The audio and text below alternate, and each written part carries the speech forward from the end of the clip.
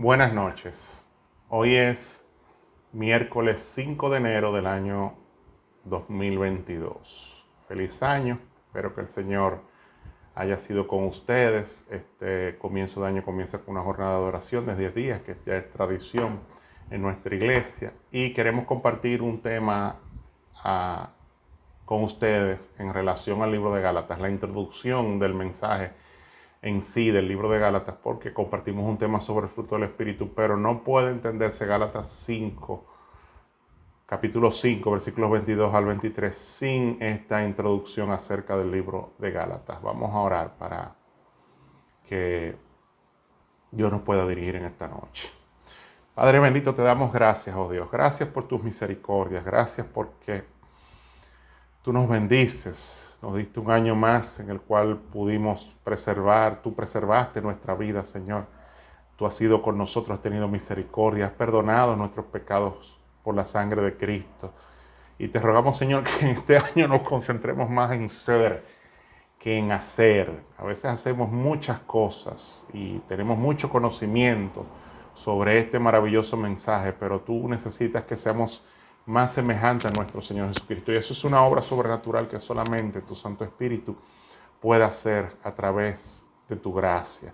Por eso te pedimos el perdón de nuestras faltas, de todos nuestros pecados, las cosas que tú conoces muy bien, que tienen que cambiar en nuestra vida. Que tu Santo Espíritu tenga la potestad y la autoridad para hacerlo así. Y que tu gracia sea con cada uno de nosotros. Dirígenos esta noche, en el nombre de Jesús. Amén. Bien, como les mencionaba, el fruto del Espíritu Santo es parte de este tema. La primera sección que vamos a ver ahora es una introducción para entender el mensaje de Gálatas, la fe que actúa mediante el amor. La segunda parte vamos a profundizar un poquito más del fruto y luego vamos a ir hablando por cada uno de las formas, los sabores o los colores del fruto del Espíritu Santo.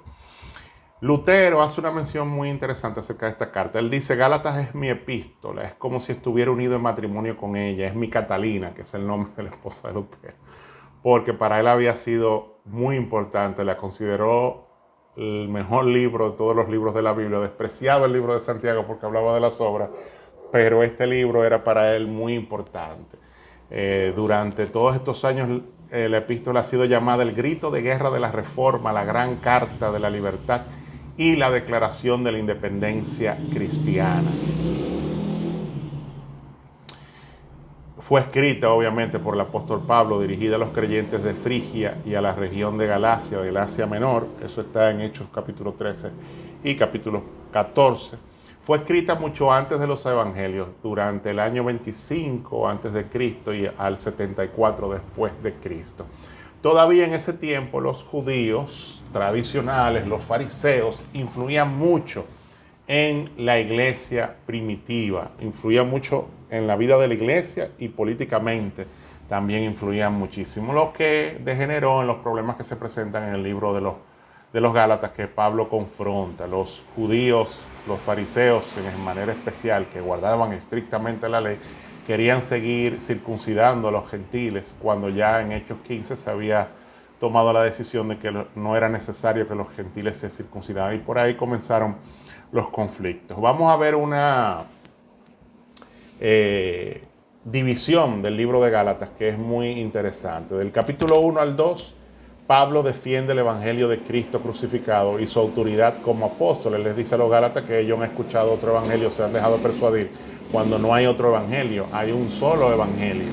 Y Pablo defiende ese evangelio y su autoridad como apóstol, que trabajó allá en la iglesia de los Gálatas. En Gálatas 3 al 4 es la parte teológica o doctrinal. El evangelio y el cumplimiento de sus promesas abarca a toda la humanidad. Es interesante que regularmente, por ejemplo, Romanos se divide en la parte teológica del capítulo 1 al capítulo 11, y luego del 12 al 16 es la parte práctica, pero esta tiene en el capítulo 1 y 2 como una especie de introducción, y 3 y 4 desglosa que el evangelio no fue dado exclusivamente a los judíos. Los judíos, al tener la ley, el pacto, las promesas, todo lo relacionaban con relación a ellos, y no con relación a la salvación de los gentiles.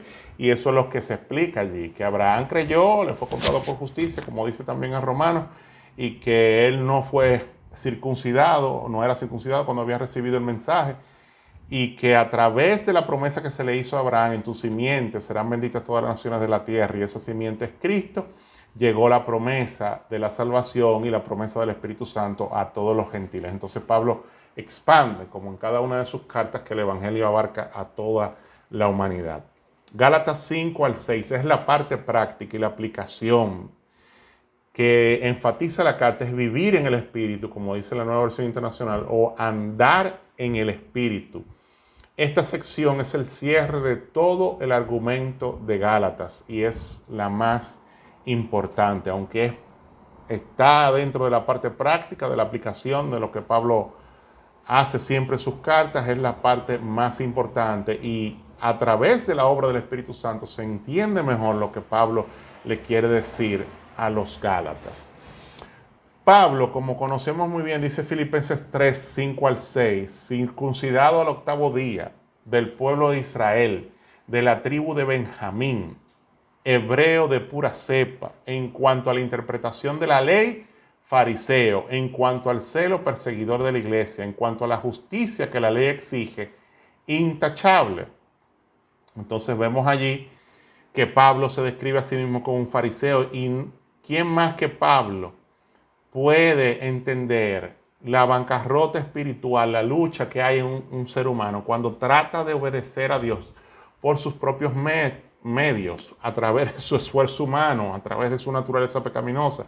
Por eso está Romanos 7 también. Allí se ve que en la mente Pablo se deleitaba en la ley de Dios, pero veía otra ley que estaba en su cuerpo y era su naturaleza pecaminosa, que hacía que él hiciera lo que no quería, sino lo que aborrecía. Y eso es la lucha que nos pasa a cada uno de nosotros, y por eso Pablo también habla en Romanos 8 de que en Cristo ya no hay ninguna condenación para los que no andan conforme a la carne, sino conforme al Espíritu de Dios. En Gálatas 1:14 dice: en la práctica del judaísmo, yo de mis antepasados aventajaba a muchos de mis contemporáneos en mi celo exagerado por las tradiciones. Entonces Pablo siempre se describe de que él era fariseo. Él conoce lo que es fracasar, tratando de ganar la salvación por su propio esfuerzo. Lo que él pensaba que era ganancia, lo considera como pérdida por amor a Cristo, y eran todas estas cosas con las cuales él pensaba que se granjeaba la salvación. Y él lo entendió muy bien cuando se encontró con Cristo, que se humilló y dijo: Señor, ¿qué quieres que yo haga? En Hechos 15, como les mencioné anteriormente, el concilio de Jerusalén, circuncidar a los gentiles se oponía. En el concilio de Jerusalén se determinó que no se circuncidara a los gentiles, que se abstuvieran de fornicación y que no comieran de sacrificado a ídolos, solamente eso, pero que no era necesario que se circuncidaran. Y circuncidar a los gentiles se oponía al evangelio de Cristo, porque ya el antiguo pacto había pasado. Lo que se abolió del pacto fueron las leyes ceremoniales. Ya Israel había rechazado el ser el pueblo de Dios, y Dios había abierto la salvación a todas las naciones, a todos los gentiles, y ahora forma la iglesia primitiva a través de Cristo, a través de los 12 apóstoles. Cristo: sobre esta roca edificaré mi iglesia, se refiere a sí mismo. Él funda la iglesia y comienza el evangelio a expandirse por todo el mundo, que era la misión que tenía Israel. Entonces vimos esa subdivisión. La primera parte de Gálatas, y donde Pablo defiende el evangelio de Cristo. La segunda parte, la teológica, luego la parte práctica, la aplicación, y el trasfondo de que Pablo era un fariseo, o sea que él conoce de lo que está hablando y le está hablando a personas que necesitan entender que esa no es la forma de alcanzar la salvación. Para los judíos, el pacto, las promesas y la salvación, todo se centraba en ellos mismos. Sin embargo, el mensaje de Dios es todo inclusivo. ¿Qué es lo que pasa muchas veces con nosotros? Nosotros como cristianos pensamos que si tenemos una larga lista de cosas que debemos de hacer y otra lista de cosas que no debemos de hacer, como los Gálatas, entonces estamos bien para con Dios, y eso no es así. El adventismo también se ha caracterizado por creer en un evangelio maravilloso, en una doctrina maravillosa, es el evangelio eterno, creer en toda la verdad que expresa la palabra de Dios, y en hacer, pero no se ha hecho el debido énfasis en ser. Y esto no es un asunto de teoría, sino un asunto de práctica, como Pablo lo veía. En el capítulo 6 y 5 de Gálatas, él habla allí de que vivir en el Espíritu, andar en el Espíritu, si usted lo contrapone al mensaje de hoy, es que usted tiene que vivir esa experiencia diaria, que es el verdadero evangelio, que usted debe de recibir el fruto del Espíritu Santo, que es el amor, y a través del cual usted amará a Dios y amar a su prójimo. Es así como funciona realmente el evangelio. Vamos hacia adelante. Entonces, la obra de Cristo y la obra del Espíritu Santo es lo que define nuestra experiencia espiritual. Allí en Gálatas 3, 13, 14, Pablo lo menciona allí, tanto la obra de Cristo como la obra del Espíritu Santo, que están entrelazadas una de la otra. A veces los separamos. A veces hablamos de Gálatas y como buenos adventistas exaltamos la ley y exaltamos de que la ley nos conduce a Cristo, de que la ley es importante, de que Dios no ha abolido la ley, pero para obedecer esa ley necesitamos la obra del Espíritu Santo, el fruto del Espíritu Santo. En Gálatas 3:13 dice, Cristo nos rescató de la maldición de la ley al hacerse maldición por nosotros, pues está escrito, maldito todo el que es colgado de un madero. Y así sucedió para que por medio de Cristo Jesús la bendición prometida a Abraham llegara a las naciones y para que por la fe recibiéramos el Espíritu según la promesa. Entonces, Cristo nos rescató de la maldición de la ley. ¿Por qué de la maldición de la ley? Porque la ley nos condena, señala el pecado. Entonces, Él se hizo maldición, pecado por nosotros. Sobre Él recayó la culpa. Él recibió la ira de Dios y pagó por nuestro rescate, siendo nuestro sustituto, pagando Él y satisfaciendo la justicia de Dios, mientras que nos daba a nosotros la salvación y la posibilidad de que a través de su justicia poder nosotros acercarnos de nuevo a Dios, reconciliarnos con Dios. Por eso dice, maldito todo es el que es colgado de un madero. Cristo cargó con la maldición de la ley. Entonces así sucedió para que por medio de Cristo Jesús, por esa obra que Él hizo al morir por nosotros, la bendición prometida a Abraham llegara a todas las naciones.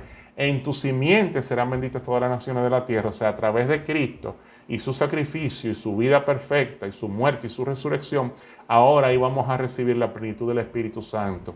Recibiéramos el Espíritu según la promesa. Y Gálatas 3:16 dice que allí no habla de la simiente, como si fuera de muchos, sino de la simiente, y la simiente es Cristo. Bien, vamos a continuar. La obra del Espíritu Santo. Vamos a hacer un énfasis ahora con la obra del Espíritu Santo. Romanos 2:28, saliéndonos un poquito de Gálatas, Romanos. Lo exterior no hace nadie judío. Usted pudiera decir, lo exterior no hace nadie adventista, ni consiste la circuncisión en una señal en el cuerpo. El verdadero judío lo es interiormente. Y la circuncisión es la del corazón, la que realiza el Espíritu y no el mandamiento escrito. Al que es judío así, lo alaba Dios y no la gente. Gloria a Dios, lo alaba a Dios, recibe la aprobación de Dios, no la aprobación de la gente. Y en Filipenses 3:3 dice, porque la circuncisión somos nosotros, los que por medio del Espíritu de Dios adoramos a Dios, lo adoran en espíritu y en verdad. Nos enorgullecemos en Cristo Jesús, o sea, nuestro orgullo, nuestra dependencia, nuestra vida está en Cristo Jesús. Y no ponemos nuestra confianza en esfuerzos humanos, sino que dependen completamente de Cristo.